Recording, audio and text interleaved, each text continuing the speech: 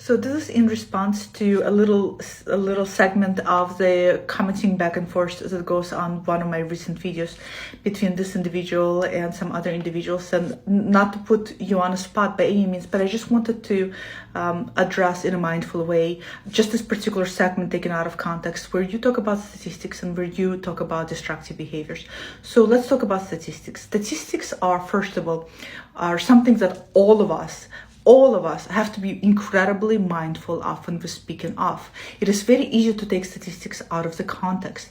Statistics and any kind of research for that matter is not so easy to read and interpret, and one oftentimes needs to have some element of training in order to understand what they're reading, because it's not just a matter of looking at the study and looking at the outcome and say that, oh, well, this study that you're citing, for example, concluded that 60% of individuals still utilize self-destructive behavior.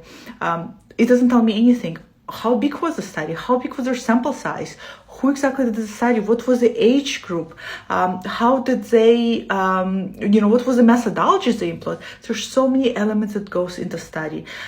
Just yielding that particular percentage doesn't really tell anything. And it's also not something that can be generalized to a big segment of a population such as transgender community. So we have to be very, very, very careful, all of us, when we talk about statistics. This is the problem today. This is the problem that we all have with social media.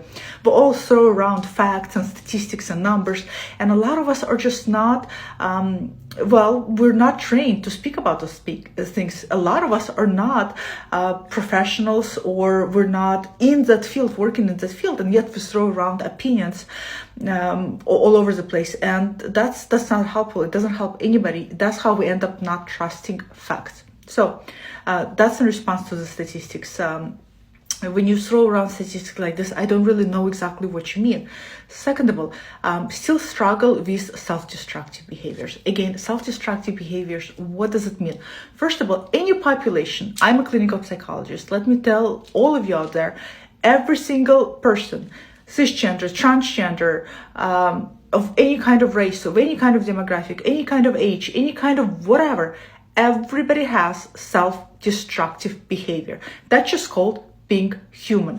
How drastic self-destructive behavior is varies, but we all of us have some element of self-destructive behaviors. It could be simple as self-sabotaging yourself. It could be simple as not losing extra pounds that's going to benefit your health. All those are self-destructive behaviors.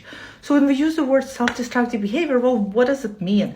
So I think to pinpoint it like that is not very accurate, and I think we have to be much more mindful how we speak about things.